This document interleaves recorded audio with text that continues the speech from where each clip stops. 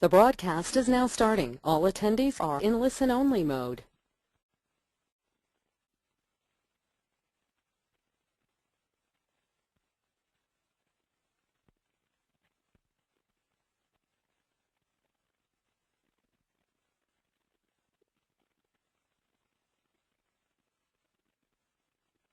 Hello, this is Suzanne Beaumont from NYAIL. Welcome to Benefits 101. This is intended to be a basic training for people who have not had a lot of experience with benefits such as Social Security. Presenting today for us is Anthony Mignone. He is the Chief Operating Officer for the Resource Center for Accessible Living, also known as RCAL. He's actually been a benefits advisor there for more than 4 years, so he's got a huge amount of information. But like I said, this is supposed to be a basic introduction. So when he introduces some concepts, you may have more questions, but we are going to offer more in-depth trainings in the future. If you have any questions during the presentation, please feel free to ask them. Just use the questions box on your computer, and I will ask the questions for Anthony. So without further ado, welcome to Anthony, and go right ahead. Good afternoon. Thank you, Suzanne. So my computer is actually muted, so I hope I'm out there. This session is basically just to introduce you to the Social Security Administration from the Social Security Disability and the Social Security Supplemental Income point of view. Next slide. So I'm going to just give you an overview of both of those programs, how you would basically qualify for them, which insurance comes with both programs, and then what the types of insurance are pretty much about. So who is eligible for Social Security Disability or Social Security Supplemental Income? You must have a disability. You must have a physical or a psychiatric disability that can be documented. Now, doesn't matter if your particular doctor's opinion is that you should be disabled or you're not. There's going to be multiple facets that are going to be sent up and done by the state adjudication department, which, think of these as people with very little human interaction hiding in a mountain, just getting a bunch of paperwork from everywhere and then making their decisions. So they may actually send the consumer to a state doctor, which around here we send them to Poughkeepsie, but then that information again is sent up to state adjudication. And then, so that's part one. And then the next piece before they look at anything else is, can the person work and achieve substantial gainful activity? So that means the ability to work for $1,090 a month. Believe it or not, that is a very hard concept, because if a person is together enough to be able to get up in the morning, put their clothes on, go down to ShopRite, gather all the carts, go put the fruit out, have lunch, gather the carts again, and go home, even at $8 an hour, 40 hours a week, they're going to go over $1,090 a month in income. So that makes it not necessarily an easy thing to get approved for Social Security Disability. And both of these things must be true. It cannot just be that they're disabled or that they're unable to work. It has to be that the disability prevents them from working. So that's the beginning. Now, and that's the same and true for both pieces. Which one is which? So hold on, next slide. Okay, so both programs are run by the Social Security Administration, and both require you to have a disability. So now the major difference is that Social Security Disability, which is SSD, and you'll note that on all of these slides I used DI. And the reason why I did that is to bring it home that it's Social Security Disability Insurance. This is an insurance program. You have earned the right to participate in the insurance program by going to work. So if the person has never worked and never paid in their, quote, premium, then they are not participants in the insurance program. And you'll notice as we go through today that there is a very distinctive difference in how the people are treated and how the rules and the restrictions come about based on if it's insurance or if it's SSI, which is based on financial need. Okay, so next slide, please. Social Security disability is based on, again, the insurance program.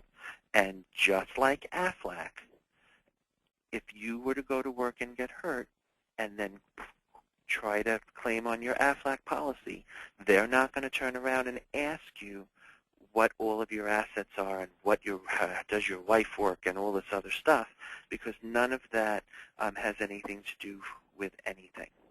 Okay? It's based on what you've paid in through your Social Security taxes.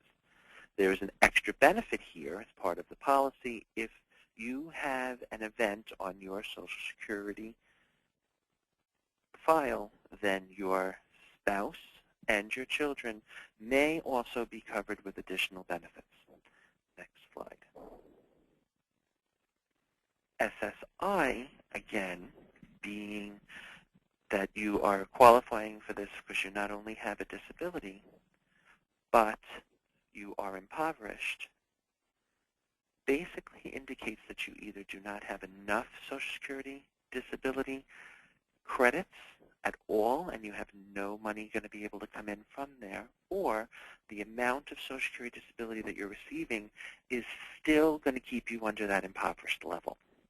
So at that point, then SSI will again step up. Next slide. Okay, so now, what are your eligibility requirements to receive Social Security disability? Okay, you must have that disability, and you must have earned enough work credits. So now, basically what that is that you need in the last 60 months, which is 5 years, you need to have worked for 10 quarters, which is basically 2.5 years worth of the last 5 years. There has to be 10 working quarters in that time frame. Although retirement counts all times that you've worked your entire life, the Social Security part, the disability part, only counts the last 60 months. Okay, so please keep that in mind. And again, you must not be able to perform SGA levels. Next slide. So again, just to reiterate, SGA at this point is $1,090. Now this is the new 2015 numbers, and it's $1,820 for individuals who are blind. There are a lot of extra rules. Please just know that. If an individual's disability is blind, there are extra benefits that are applied to only that particular disability. So we're not going to go into that very much here today, but just know that that's out there. Next slide. If you are on Social Security disability or applying for Social Security disability, these are the restrictions. If you notice, there are not very many restrictions. There is no resource limit for the purpose of SSDI. Does not matter how much money you have in the bank, stocks, bonds, Cayman Islands accounts, nothing matters. Okay? You can have 4 homes, nothing matters. Okay. Unearned income. The difference between earned income and unearned income, think of it as this.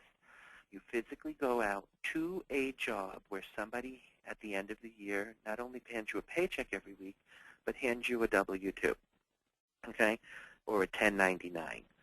That is unearned income. I'm sorry, that is earned income.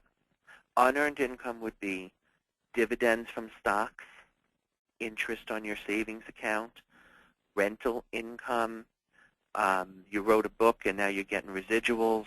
That's all unearned income. And none of that counts towards Social Security disability either, because, again, this is an insurance policy paying you out because you do not have the ability to work. What does any of the rest of the stuff we're talking about have to do with that? Okay. Now, of course, there are limits as to what you could go out and earn because you're getting your monthly check due to the fact that you can't work. So if you're going to go out and going to work, there are restrictions on that based on the fact that that's what it's all about. So Donald Trump himself would technically be eligible for Social Security disability if he stayed home. He starts going into that office, he's going to have issues. But as long as he stayed home, even though he has all of those assets and all of that income stream, none of it matters. How much he will make depends on, of course, how many years he actually was working, how much he was making. So the payment will vary, which is why I mentioned earlier that if the payment is too low, they would have SSI step in as well. Next slide, please. Okay. If you are on Social Security disability, then the insurance that comes with that is Medicare. Medicare would not kick in until either the person crosses their 65th birthday or they have received 24 payments of Social Security disability. So just to mention here, this isn't as clear-cut as it sounds. If a person gets a back award for previous months, those months do count towards the 24 months. So it's not 24 months from when you were approved. It's 24 months from when you started receiving payments, technically. Okay, that I can go on for half an hour about how that can be calculated, so we're just going to move on from there for now, but just know that the 24 months is not from when they began receiving money, but from when the paperwork says they began receiving money. Medicare is a co-insurance plan. It's basically they cover 80%, you're responsible for 20%, and there are other options. We will, later on in the program, discuss more of those options and get into actual Medicare a little bit deeper. But for right now, I want to focus more on staying with the Social Security Administration program. So if we could have the next slide, we will begin to talk about the other side of it, so now we've just stopped discussing SSD, which is insurance, and we're going to start talking about Social Security Supplemental Income, which is for the impoverished. So I guess technically we could have put SSI because it is Social Security Supplemental Income, but nobody does that, so I don't want to cause any confusion. So again, in order to qualify for SSI, you must meet the definition of disability. You must have limited income. You must have limited resources because you have to be impoverished. Okay? You must be a United States citizen, where you don't actually have to be a citizen for the disability one. You just have to have paid into our system and lived here. And we do have reciprocity, believe it or not, with other countries. But for this program, you must be a citizen or meet requirements for a non-citizen resident. You must be a resident. You cannot be on SSI and then move on to Mexico or another country. And again, you must not be able to earn substantial gainful activity. So what are those resource limits? Next slide. The resource limit is $2,000 in assets. So now, what does that mean? That means you cannot have more than $2,000 in assets. If you have $2,001, you're over. And nobody believes that that's true. I just spoke with a family this morning who owes back $4,000 because over the last 11 months, they had assets equaling $2,052. And therefore, they're making them pay back everything that they received. Now, there are ways that I'm going to be able to help these people not have to do that, but that is the request that's being made by the Social Security Administration. So that $2,000 asset restriction is hard and it is strict. Okay. So now, what are the exclusions? If you own a home and you are on SSI, as long as you live in that house, it is excluded. It is excluded up to a net value of $750,000. The reason why that is so high is because this is the same number across the entire country, and if you inherit your family home and you live in a more expensive neighborhood, then it's meant to cover everybody. Okay?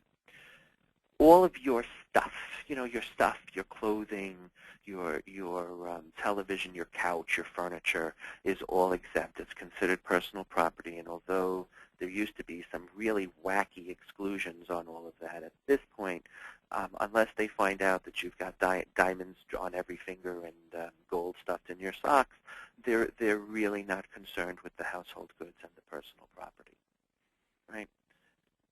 One automobile, one car, not three, just one. And it used to be of reasonable value. The new reg that I looked at the other day actually says regardless of value. Though I think you'd be hard-pressed if you were driving around in a Lamborghini, but if you're driving around in a car that's worth, reasonable value, you should still not have any issues. Next slide.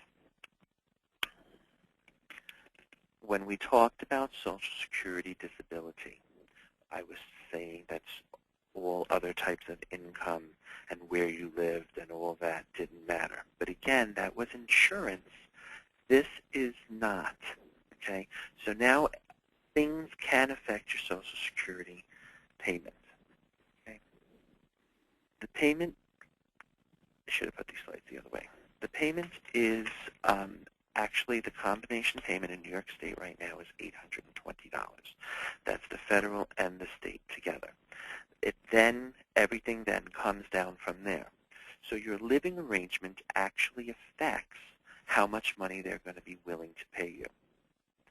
So if the person lives with their parents or with any other person, family member, friend, whatever, that is providing them with shelter, then they're going to follow the rules of 1/3, and they're going to take 1/3 of the $820 away. Okay? Any earned income that comes in, if you do go out and get a part-time job, they're going to disregard the first $65 a month plus another $20, and then they're going to do 50% deduction from there.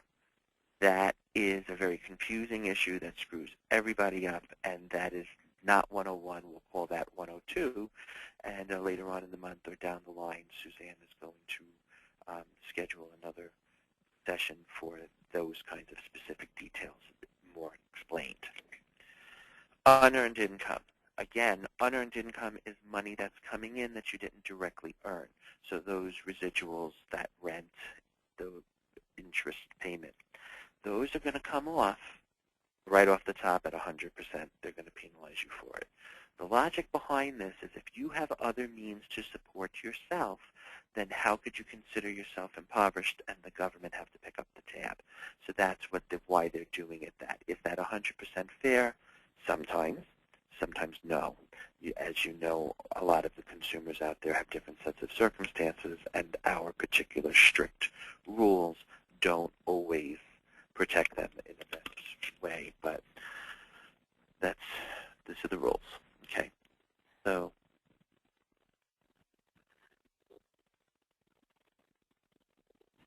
anything that can readily be converted to cash and used for shelter, food, and clothing. So what that is referring to is all the diamond rings on the finger and the gold in the sock that I was talking about before. They're never going to expect you to sell your furniture or your clothes off your back or anything like that. Okay. Other support basically comes down to if Aunt Betty comes once a month and hands you $150 worth of cash, they expect that you're going to report that to them and that they are also going to take that off of what they're paying you. Next slide.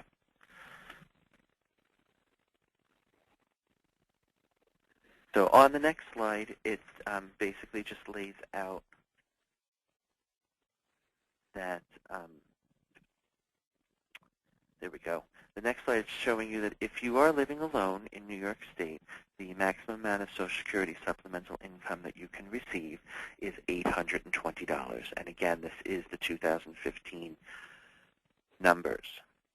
Okay, so that's $733 from the federal government with an $87 supplement from New York State. By the rules of 1/3, if you are living with your parents or somebody else, the payment right now would be $511.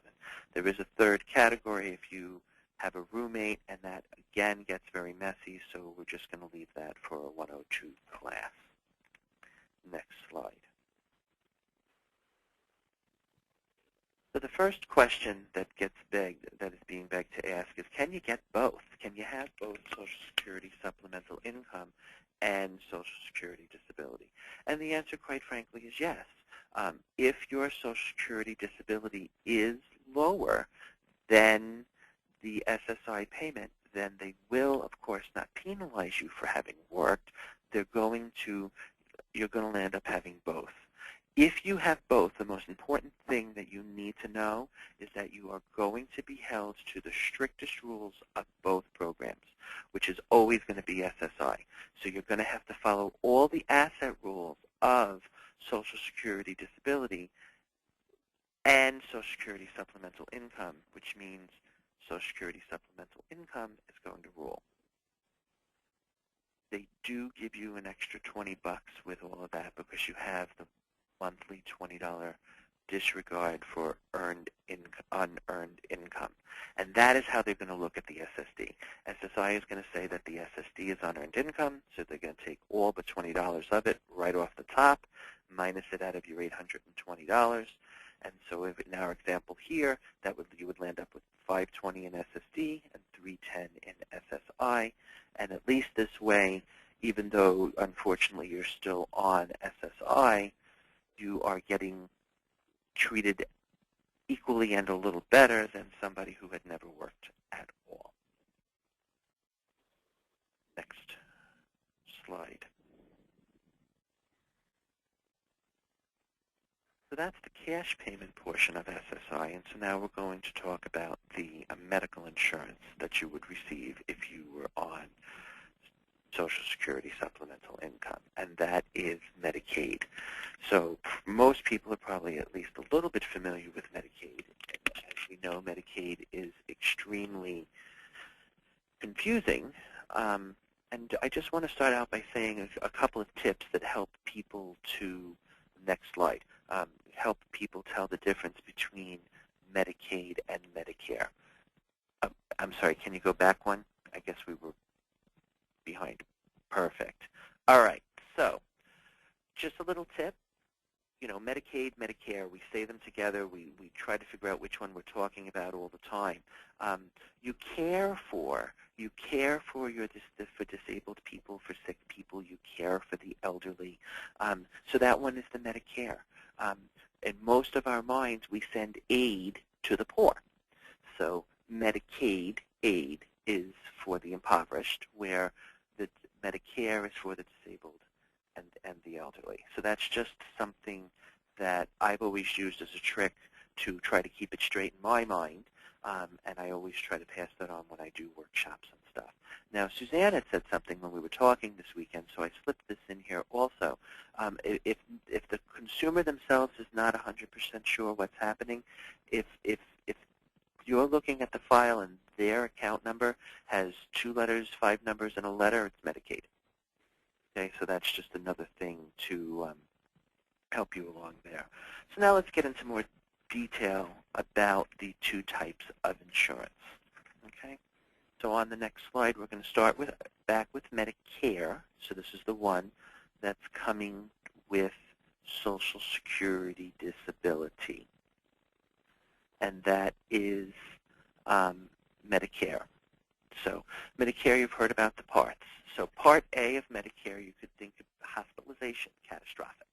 Okay, and that, of course, comes with no cost to most people or to anybody who's going to walk into our non-for-profit anyway and be looking for assistance. I think it's something like $85,000 a year in annual income before there is any effect on that. So nobody who I talk to on a regular basis has that and isn't here looking for assistance.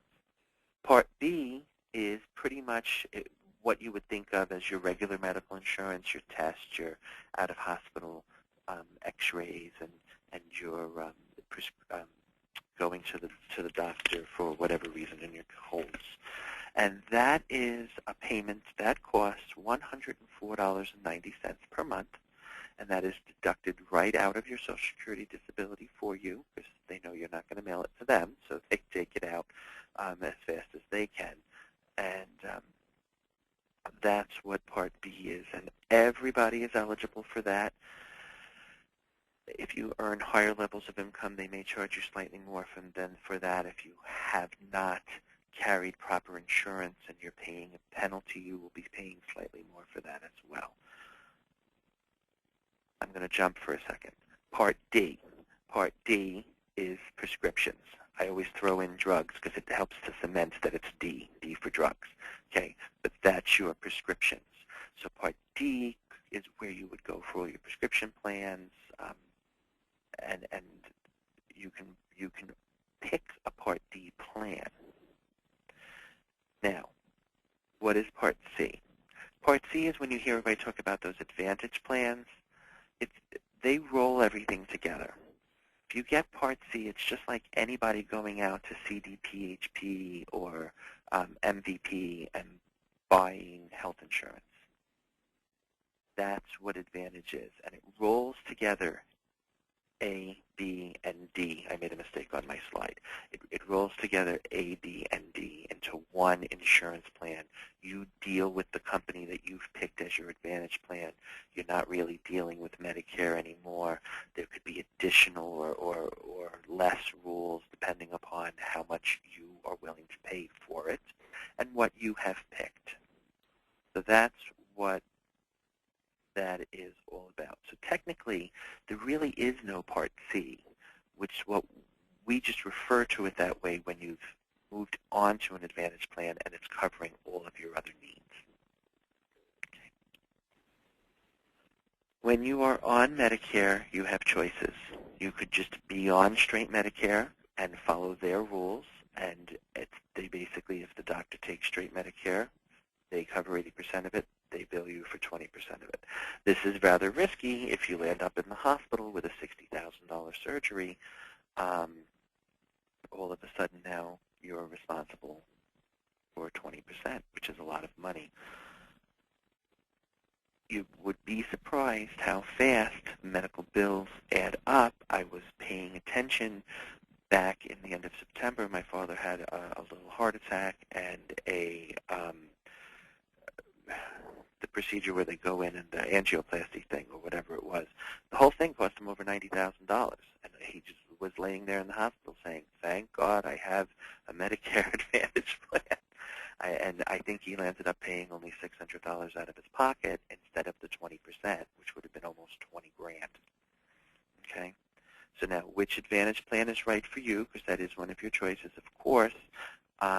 You have to figure that out, and whether an Advantage plan or a supplemental plan is better for you, because you cannot have both, is, again, something you figure out. I'm going to give a little plug to your local Office of the Aging, which has high-cap counselors, which are people who are certified planners to help you and your consumers figure this out. They prefer to only deal with consumers who are over the age of 60, but our local office will not turn away anybody who is on Social Security.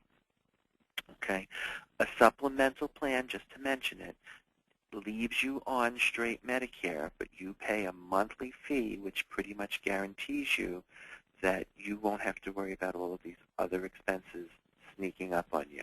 There are different levels. Again, how much insurance you want depends on how much you're willing to spend, and you can figure it out from there. Okay, next slide. A person who is on Social Security disability and has Medicare and has a lower level of income, you're just above that minimum, so you're not getting any SSI and you're on SSD, but now you're not getting any Medicaid, and you're above that Medicaid limit, so you're not eligible to get Medicaid, what do? So if your income is below $970 a month, even though you're on Social Security disability, the local DSS will step in if you apply for a Medicare Savings Plan, and they will pay the $104.90 a month for you. Now that's 10% of your income or better coming back into your pocket. So this is a fantastic thing. Better than that, at this level, they will also pay all the deductibles, all of your coinsurance. They will change your prescriptions over so that it's a lower level, and you're going to pay no more than $7 for all of your prescriptions. A very nice thing. You don't have to worry about the 20%. You don't have to worry about any of the fees. You don't have to worry about anything. At a slightly higher level is Q1. So at the Q1 level, this is still Medicare Savings Plan, which is income up to roughly $1,300 a month. It's slightly below it. They will still pay the $104.90 for you per month, but they will not cover all the other pieces. The one I jumped over falls slightly in the middle, and you do not get anything else covered but the $144.90, but you can also still have Medicaid if you are eligible in other ways. Once you get to Q1, you are not allowed to have Medicaid. Okay. Yes, I know we're talking about Medicare, but some people do have both, which is why that crosses over here. Now, if you have a consumer that you think is close, apply anyway, because they have some strange disregards that normal people don't really understand or can't figure out. I think they just do what they feel like sometimes, to be honest with you. But you have to make sure that you apply anyway, because somebody who was close and you would think based on the rules doesn't apply will sometimes get through. And they get audited once a year, and the only thing they can do is take you off at the end of the year. And if your consumer can save $105 a month for a whole year, and then next year the next council decides not to approve them, it's good for the consumer. And they did nothing wrong. They were honest on their application. So let the DSS figure it out. All right. So now on to Medicaid. There are many ways to qualify for Medicaid. Medicaid, if you are receiving even just $1 between work and or your SSD or anything else has lowered your Social Security supplemental income down, as long as you're receiving $1 in Social Security supplemental income, SSI, then you are qualified for Medicaid. No other questions asked. If you are not receiving Social Security supplemental income, but you are a low-income person, either on SSD or even if you're not, then as long as your income is, the rule right now is roughly $845. Technically $825, but everybody gets a $20 disregard, so it's $845. Then you can qualify for Medicaid. Everybody in the whole world, in the United States, is qualified for Medicaid as long as they're willing to spend down all their money. So if a person who's making $5,000 a month wants Medicaid services, they can have them. All they have to do is take every penny that they make over the $845 and mail it into the Department of Social Services, and then they will be willing to give you Medicaid. So that's what spend down is called. Spend down, actually, it sounds silly in the example that I just gave you, but it's a fantastic thing because we all know people who are overqualifying for a particular program by $3 or $20. And so for Medicaid, when you're over like that, it's worth it just to mail them the check for $3 or for $20 and get your full medical insurance. So that's why that is actually a very good thing. Another program that the Medicaid has is it's called Disabled Adult Child. So we didn't talk about this because there's a lot of rules to this, and this is part of basically the Social Security Disability Program. If a person has a disability, and it's a documented disability that starts before the age of 22, then when they get into Social Security Supplemental Income, it's not fair that they're stuck in there because they didn't have a work history when they really didn't have a fair chance to work. So the government recognizes this and considers them a child under their parent's account forever. So at some point when the parent has that proper event on their work history, then the child, who could be 40 by then, would convert over and begin getting Social Security disability. Even if that amount, I see we went blank, but I'm just going to keep talking, even if that amount is much higher than the cutoff for Medicaid, then the person can still have Medicaid if that is the only reason why they are being over the monthly limits. Okay? Now, there is a lot more confusion to that than what I just said, and again, that would be a separate webinar. But just at least pick your ears up if you hear that somebody's had a childhood their whole life and they don't, has had the disability their whole life and they're not getting Medicaid, then you would want them to go talk to a benefits advisor. Oh, good, we're back. Now, MAGI. MAGI sounds like something magical, and it actually almost is because it's allowing some more of our lower income people to qualify for this. So this is something that has to be done through New York State on the website or by calling in. You cannot apply for this through your local DSS. MAGI eligibility allows people with income up to almost 13, sometimes higher, in monthly income to still qualify for Medicaid. It's called Medicaid Adjusted Gross Income, in case you're wondering where the MAGI came from. And that is something that you could contact. In our county, it's Maternal Infant Services has the contract. It would be anybody who's an official Medicaid MAGI navigator, and they would help you with that. Now, here's the weirdness. If you have a Social Security disability consumer, they do not qualify for MAGI unless they're in that 24 months before they qualify for Medicare. So you got to not tease your folks because people who already have Medicare do not qualify for MAGI calculations. And then the last Medicaid program that I want to mention to you is called MBI WPD, and that is the Medicaid buy-in for working people with disabilities.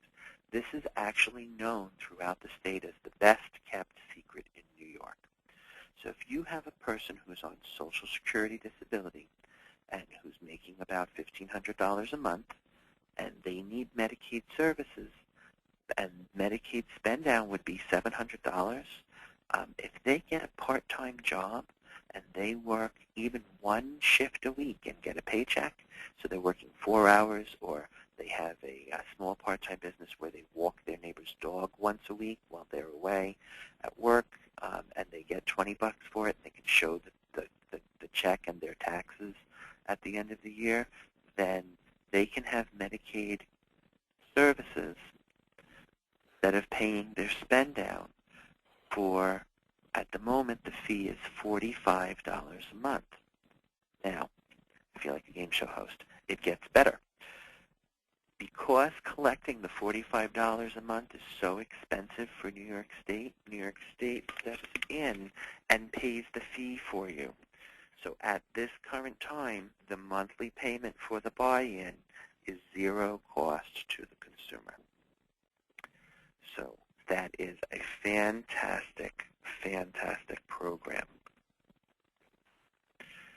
So with that said, I've given you all of the different windows into the Medicaid building and to be able to get into the program if you need it. We've talked about what Medicare is, the differences between the two, and the differences between Social Security Disability and Social Security Supplemental Income. And I don't know if there were any questions asked. I don't even know if I could figure out how, but Suzanne promised me she'd kick in and tell me. So if there are any questions, this would be the time to type them in, and for Suzanne to pop in and say hi to me. And that's the end of our presentation. On the very last slide, so next slide, is my contact information. If you have any specific questions, you can feel free to shoot me out an email. You can write up a scenario or whatever, and then I will respond to you. And that's about all that I have.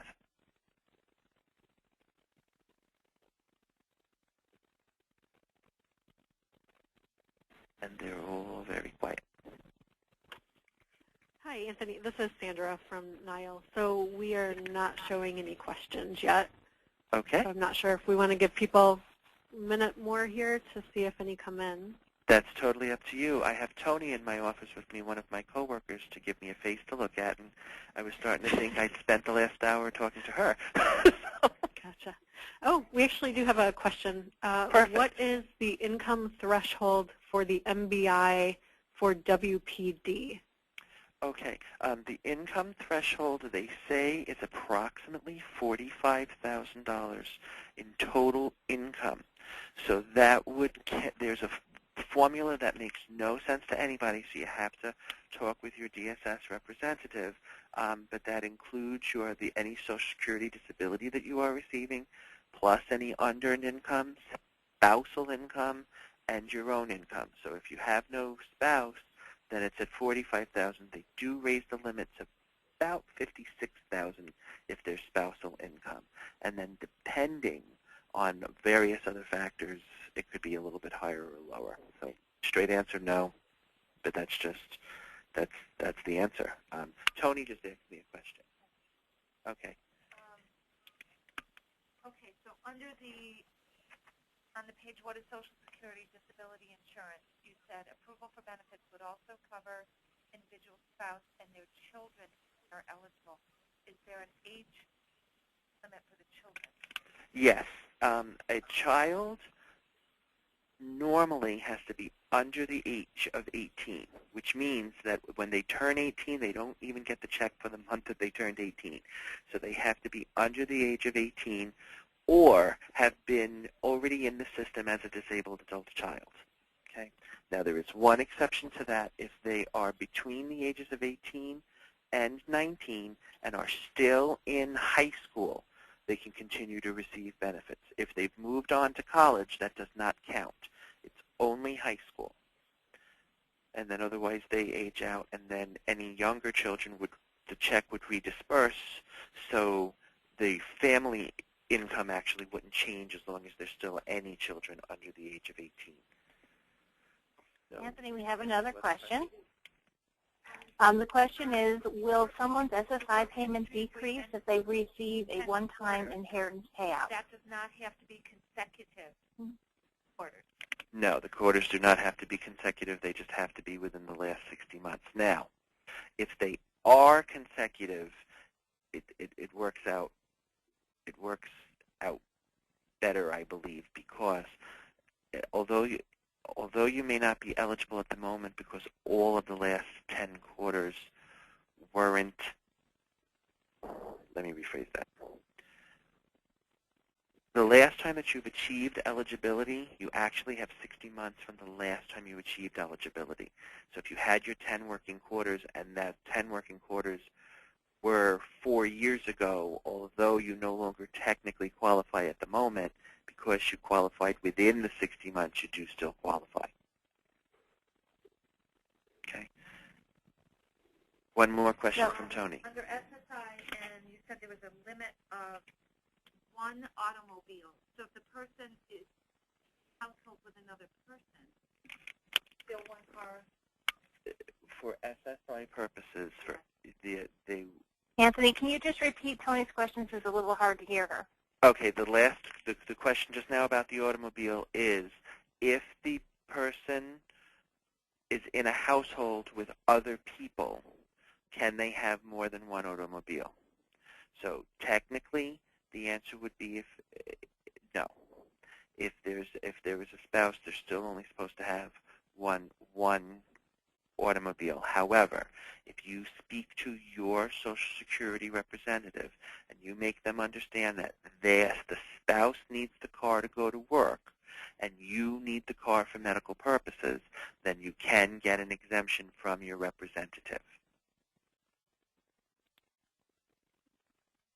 Okay, Anthony, then we have another question online. The question is, will someone's SSI payment decrease if they receive a one-time inheritance payout? Yes. Yes. It will only decrease for that month, correct? Well, depends on how fast they spend it.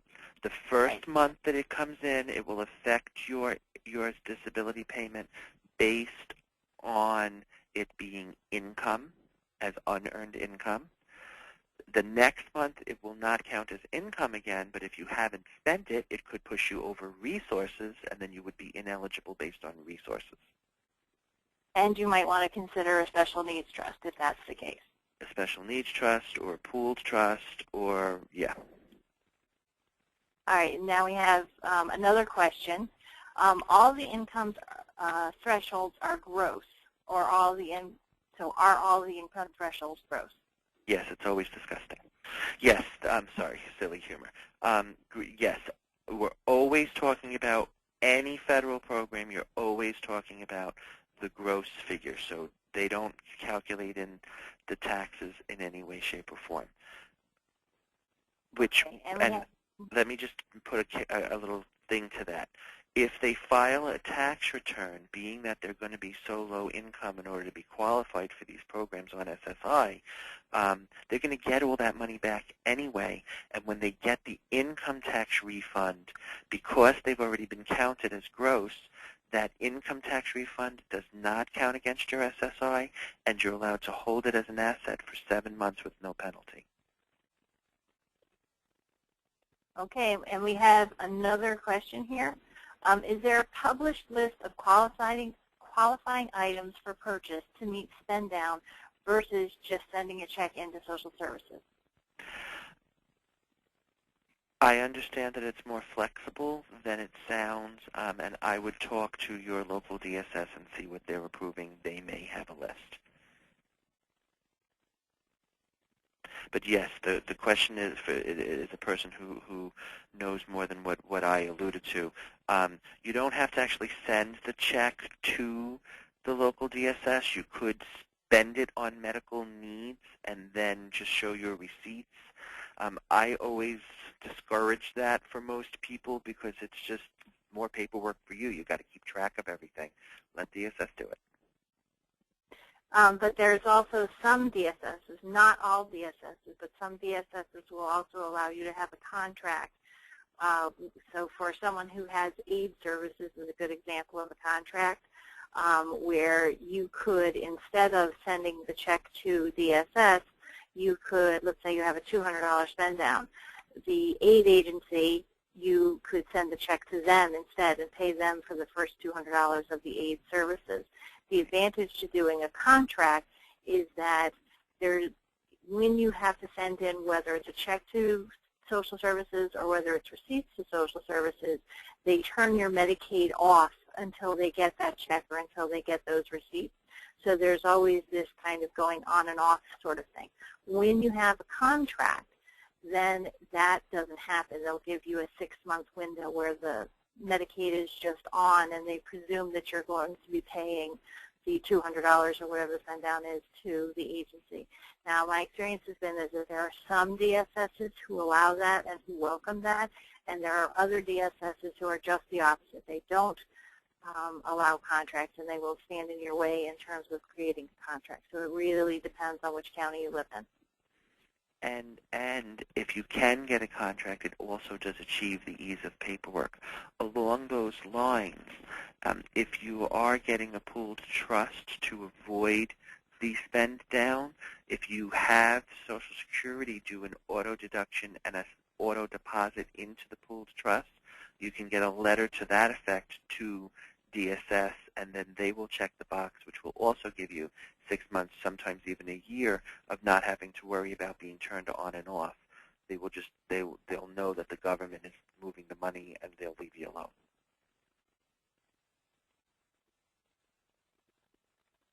Which, in case anybody was going to ask it, yes, we will have a training at some point on special needs trusts, pool trusts.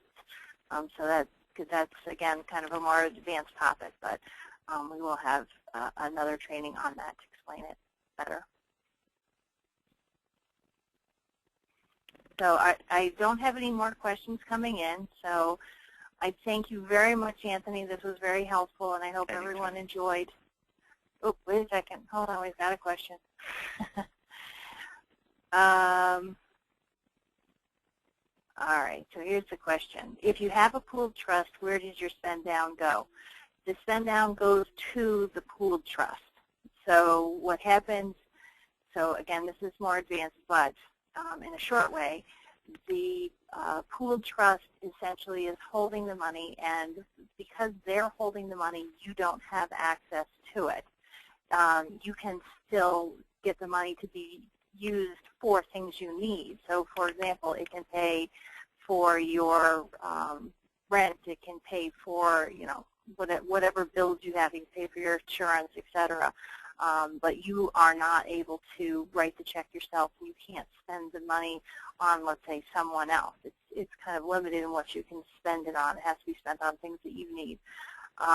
So the money goes directly to the pooled trust, and again, it's out of your hands, and that's why it's no longer considered your income. That's why it's considered that only the $845 is left. That's all that you have, and therefore you're qualified for Medicaid. Okay, so do we have any other questions? Oh, so we have somebody who raised her hand. So go ahead and unmute her.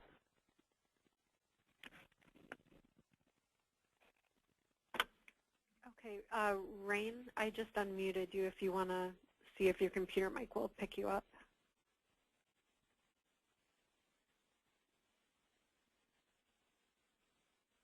Rain, if you had a question, want to try? Okay, she doesn't have a mic. Okay, so she can. So Rain, if you can type in your question, that would be great under the question box. And Gerard has a comment that you have to, when you do have a trust, and again, we're kind of jumping off topic because this is more advanced, but when you do have a trust, the document does need to go to DSS, which is very true. But again, that's kind of a more advanced concept. Oh, and Rain is saying that somebody did already ask her question. Oh, okay. Well, thank you, Rain.